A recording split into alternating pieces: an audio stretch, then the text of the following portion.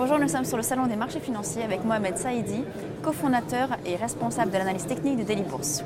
Bonjour. Bonjour. Responsable plutôt des portefeuilles de Daily Bourse. Des portefeuilles, absolument. Oui. Donc, justement, parlez-nous un petit peu de ces portefeuilles. Donc vous gérez, comme un gérant de portefeuille, vous gérez un portefeuille pour Daily Bourse. Voilà, c'est ça. Donc nous avons développé le portefeuille action Daily Bourse depuis 2007. Donc c'est une approche traditionnelle de gestion de portefeuille. Donc essentiellement investir en actions françaises, parfois. Plutôt CAC 40 Non, ça dépend. On regarde surtout la notion de liquidité. Donc depuis la crise financière, malheureusement, on a une certaine contraction de liquidité sur certains titres. Donc on essaie d'être sur des valeurs qui traitent de manière récurrente. Donc il y a des valeurs qu'on traitait par exemple en 2007 qui sont aujourd'hui plus négociables correctement le turnover, en 2013. Le turnover est de Donc quel le turnover, ordre selon les périodes, donc là on avait une rotation qui était assez importante de 2007 à 2009 et depuis 2010 le turnover est assez limité en réalité. Donc là depuis le début de l'année on a dû dénouer depuis le début de l'année, donc on est quand même fin mai, on a dû dénouer une trentaine de positions. Donc et en moyenne, il y a combien de valeurs dans le portefeuille? En moyenne, entre 3 et 5 valeurs. 3 et 5 valeurs, d'accord. Donc c'est vraiment un petit portefeuille, mais qui correspond à quelle capitalisation? Donc le portefeuille de référence, c'est un portefeuille de 10 000 €. En fait, ce qui avait été recherché au début, c'est qu'on s'est mis dans la peau de l'investisseur lambda, donc le particulier. Donc le public visé, c'est le particulier, ce n'est pas le professionnel, même si on peut dupliquer partiellement le portefeuille. Donc le but, c'est de parler aux particuliers qui recherchent une façon simple, une façon simple d'investir sans prendre des risques inconsidérés. En fait, une diversification uniquement sur action ou sur tracker ou sur un. D'accord. Voilà. Les personnes en fait, vont sur le site et peuvent avoir accès au portefeuille et donc suivre, reproduire tout à fait le. Voilà, ils peuvent dupliquer les positions prises sur le portefeuille. Les gens reçoivent un mail. Donc l'abonnement est totalement gratuit. La performance du portefeuille de combien? Pardon? La performance du portefeuille? Donc la performance du portefeuille depuis le 19 février 2007 est de quasiment on est à 300%. Et en lycée par an, c'est-à-dire?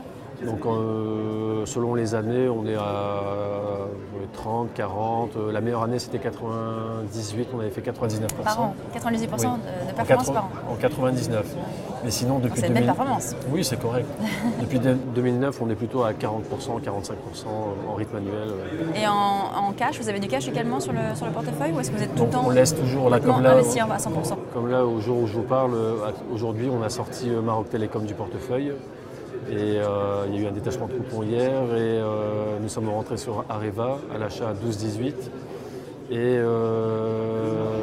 le poste de liquidité est de 40%. D'accord. Ouais. Voilà. Donc ce qui permet quand même de finalement de lisser un petit peu les aléas. Voilà. Et surtout, on évite d'avoir une exposition trop forte sur une seule valeur. Donc on essaye de ne pas dépasser 20%, donc 1/5 du portefeuille. Ce qui est déjà pas mal. Ce qui est déjà pas mal. Mais ça nous arrive de monter à 30%, mais en conviction. général c'est 10 à 20%. Quel type de valeur vous avez eu, quel type de forte conviction vous avez eu par exemple récemment? Quand vous dites de 30% sur une valeur? 30% cette année, c'est pas beaucoup arrivé puisque j'ai pas une conviction fortement haussière moyen terme, même si le marché monte. C'est pas forcément un marché d'opportunité, même s'il y en a toujours, mais là, on est quand même plutôt attentiste là actuellement. Voilà, c'est plutôt haussier. Je ne suis pas baissier, je suis plutôt haussier, malgré l'alerte d'hier. Mais malgré tout, on a quand même un marché en dents de scie, dans un trend haussier. Et on est quand même dans un processus de long terme concernant la crise financière qui est loin d'être terminée. Donc on reste quand même prudent. En fait. Donc j'attends le vrai signal de retournement à la baisse, puisque je pense sincèrement qu'on n'est pas rentré dans un marché haussier durable avant, malheureusement, je pense, quelques années. Puisqu'on est dans un long processus de désendettement des États, des entreprises, des particuliers.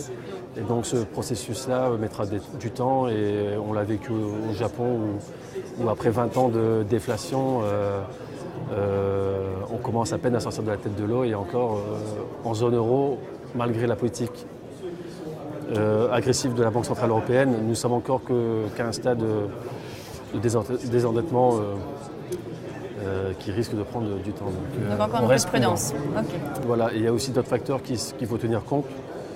Donc ça n'a rien à voir avec la gestion quotidienne des portefeuilles, mais depuis l'éclatement de la crise financière en 2008, il y a beaucoup d'acteurs, donc notamment les investisseurs institutionnels, qui se sont retirés du marché à cause des nouvelles normes comptables à venir, BAL 3.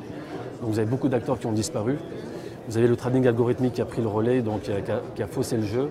Vous avez le MiFID également, depuis 2007, qui a faussé le jeu. Donc un investisseur classique comme moi, par exemple, je faisais du tape reading, donc j'investissais en fonction des carnets d'ordre et de l'analyse technique. Aujourd'hui, vous avez des carnets d'ordre qui sont décentralisés. Donc c'est plus le même marché qu'on a eu il y a quelques années. Donc pour toutes ces raisons, en fait, on reste prudent et puis on essaie d'avoir une croissance des portefeuilles qui soit nettement supérieure à l'inflation et tout en gérant le risque. Voilà. Très bien, merci beaucoup. De rien.